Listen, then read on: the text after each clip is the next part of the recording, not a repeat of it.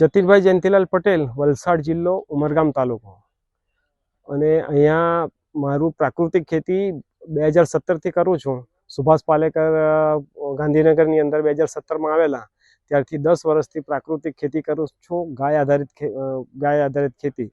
અને કેન્દ્ર સરકાર, ગુજરાત સરકાર અને આપણા રાજ્યપાલ શ્રી દેવવ્રતજી એનો ખૂબ આગ્રહ એવો છે કે પ્રાકૃતિક ખેતી કરવાની, અને આખા ગુજરાતની અંદર બધા ક્લસ્ટર બનાવીને પ્રાકૃતિક ખેતી કરવા માટે દરેક ગામની અંદર 3 ગામની જવાબદારી આપેલી છે અમને.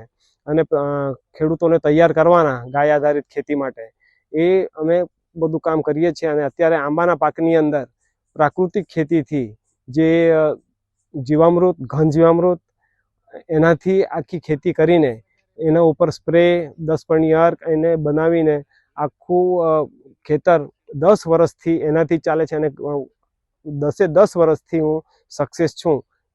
જીવામૃત અને ઘન જીવામૃતની અને ગાય આધારિત ખેતીથી દર વર્ષે મને એનો પાક મળે છે. જય ગૌ માતા.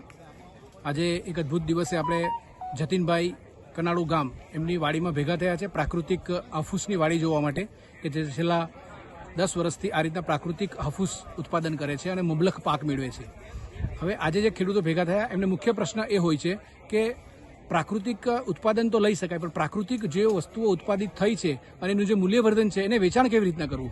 વેચાણ કરવાનો સૌથી મોટો પ્રશ્ન છે. એનો પોષણક્ષમ ભાવ મળે અને ડાયરેક્ટ ખેડૂત પોતે ગ્રાહકને વેચી શકે, એને માટે શું કરી શકાય. તો એની માટે આજે ચર્ચા વિચારણાઓ થઈ અને એની અંદર સુરતમાં જે એક સફળ મોડેલ બનાવ્યું છે તેના વિશે વાતો કરી. એમાં 3 રીતે આપણે કરી શકીએ. એક, પોતાનું પર્સનલ વોટ્સએપ ગ્રુપ એસ્ટાબ્લિશ કરવું પડે, કે જેની અંદર એક ગ્રુપની અંદર કહી શકાય કે મારી પાસે આટલી વસ્તુઓ છે, મારી પાસે આટલી ખેત પેદાશ છે અને આટલી અવેલેબલ છે. એટલે એ ગ્રુપની અંદર જોડાયેલા દરેક સભ્યો એ વસ્તુઓ મંગાવી શકે જે આપણે નજીકના એરિયામાં હોય ત્યાં સપ્લાય થાય. બીજું એક જે કન્સેપ્ટ છે એ ફેમિલી ફાર્મર કન્સેપ્ટ, એટલે કે જે રીતના ફેમિલી ડોક્ટર છે એવી રીતના ફેમિલી ફાર્મર હોય. એટલે એ ગ્રુપ બનાવવામાં આવે, મોટું ગ્રુપ બનાવવામાં આવે, જેની અંદર આપણા ફેમિલીના બધા સભ્યો એની અંદર જોડાયેલા હોય. અને એ સભ્યો સમજો કે 50 ફેમિલી, 60 ફેમિલી, 80 ફેમિલી, આવા સભ્યોની પ્રાકૃતિક આખા વર્ષની જરૂરિયાતો આ ગ્રુપ દ્વારા પૂરી થાય. એની અંદર ફેમિલી ફાર્મર તરીકે 5 કે 6 ખેડૂતો હોય, જે ખેડૂતો આપણી રોજબરોજની બધી જ વસ્તુઓ આપણને મેળવી આપે. તો આ એક બીજો કન્સેપ્ટ થયો. અને ત્રીજો કન્સેપ્ટ જે છે એ પ્રાકૃતિક ખેડૂત હટ, જે મોટા પાયે મોટા શહેરોમાં અત્યારે ચાલી રહ્યો છે. જેમ કે સુરતની અંદર કૃષિયુગ ગૌશાળાની નીચે એક 4 વર્ષથી 2022થી શરૂ કરેલું છે. અને આજે એ દિન પ્રતિદિન વધી અને લગભગ ત્યાં 2000ની આસપાસ મુલાકાતીઓ આવે છે દર રવિવારે સવારે 7 વાગ્યાથી 10 વાગ્યા સુધીમાં. અને દરેક ખેડૂત, લગભગ 25 ખેડૂત આવે છે. એની અંદર આપણે અત્યારે 70 ખેડૂતો રજીસ્ટર છે, એમાંથી 25 નિયમિત આવે છે પોતાની ખેત પેદાશ લઈને. અને લગભગ 15 થી 20 હજાર રૂપિયાનું ટર્નઓવર એક ખેડૂતનું હોય છે. અને 500 થી 700 કિલો ખેત પેદાશ ત્યાં તમારી ગ્રાહકો લેતા હોય છે. આ એક કન્સેપ્ટ થયો.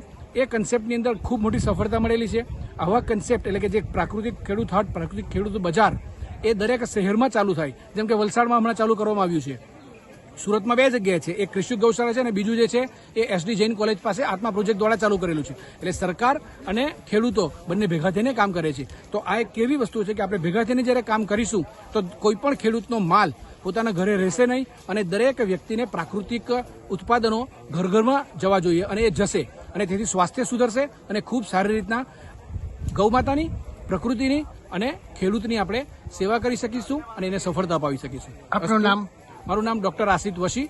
નમસ્કાર, હું સંદીપ દેસાઈ, ગુજરાત રાજ્ય ગૌશાળા પાંજરાપોળ સંઘના અમે કાર્યકરો છીએ. આજરોજ કનાળુ ખાતે સંપૂર્ણ ગાય આધારિત ખેતી કરતા ખેડૂત જતીનભાઈ પટેલના ખેતરે વાડીમાં 500 ખેડૂતોનો પ્રેરણા પ્રવાસનું આયોજન કર્યું. અને એ દરેક ખેડૂતોએ સંકલ્પ કર્યો છે કે હવે પછી એ દરેક ખેડૂતો સંપૂર્ણ દેશી ગાય આધારિત ખેતી કરશે અને ભારત રાષ્ટ્રને રોગમુક્ત કરશે. અને અમારા સંગઠનનો એક સંકલ્પ છે કે આવતા 5 વર્ષમાં વલસાડ જિલ્લામાં એક પણ ગૌવંશ તમને રોડ પર ના મળે, એના માટે અમે પ્રયત્નશીલ છે અને ગૌ માતા અમને જરૂરથી સફળતા અપાવશે. નમસ્કાર. હું રૂપલ ભાનુશાલી સુરતથી આવેલી છું અને મને આ પ્રેરણા પ્રવાસમાં જોડાવા માટે હું ખૂબ આભાર માનું છું જતીનભાઈ, આશિતભાઈ અને સર્વેનો.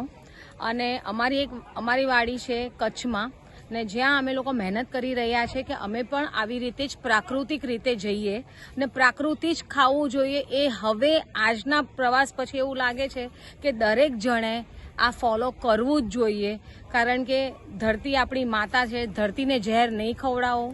જેટલું માતાને પોષણ મળશે એટલું જ બાળક તમારું તંદુરસ્ત રહેશે. મારું નામ જીગર પ્રવીણભાઈ દેસાઈ છે. મારું વાલોડ તાલુકામાં, તાપી જિલ્લામાં વાલોડ તાલુકામાં સિકેર ગામે મારું ફાર્મ આવેલું છે. આઝાદી ઓર્ગેનિક ફાર્મથી મારું ફાર્મ છે. મારા ફાર્મમાં જમ્બો કેસર કેરી, સોનપરી, ટોટાપુરી, દશેરી અને રાજાપુરી અને એનું હું ફાર્મિંગ કરું છું. અને મારે પોતાનું જે ફાર્મ છે એ મારા આઝાદીના નામથી મારી પ્રોડક્ટનું વેચાણ થાય છે. મારા ફાર્મમાં અલ્ટ્રા હાઈ ડેન્સિટી અને હાઈ ડેન્સિટીનું પ્લાન્ટેશન કર્યું છે. અને અમે હમણાં છેલ્લા 1 વર્ષથી એઆઈ ટેકનોલોજી મારા ફાર્મમાં મેં લગાવી છે. એઆઈ ટેકનોલોજી લગાવવાથી આપણને આવનારા જે સિઝન છે એમાં કેરીમાં આપણને રોગથી માંડીને પાણી ક્યારે આપવું અને ખાતર કઈ રીતે કયું ખાતર આપવું એ આપણને શીખ રહે છે. હું ઓર્ગેનિક ફાર્મિંગ કરું છું, એટલે ઓર્ગેનિકમાં એ લોકો ડેટા નથી બતાવતા, પણ રોગની આપણને એ બતાવી દે છે, જેથી કરીને આપણે ઓર્ગેનિકમાં જે કોઈ ટ્રીટમેન્ટ કરવાની હોય એ આપણે કરી શકીએ. એટલે ખેડૂતોને મારી એક જ સલાહ છે કે આજે ક્લાઇમેટ ચેન્જ આપણી સામે ખૂબ મોટો પડકાર, એને જીતવું હોય તો આપણે એઆઈ તરફ વળવું પડે. જો મોટી મોટી ઇન્ડસ્ટ્રીઓ એઆઈમાં જતી હોય તો આપણે બી એગ્રીકલ્ચર ફાર્મમાં એઆઈમાં જવું જોઈએ. અને અત્યારે ગુજરાત સરકાર બી એમાં 50% સબસિડી આપે છે, જેનો લાભ લઈને આપણે સૌ બધા એઆઈ તરફ વળી અને આપણું ઉત્પાદન વધારીએ અને ક્વોલિટી ઉત્કૃષ્ટ બનાવીએ.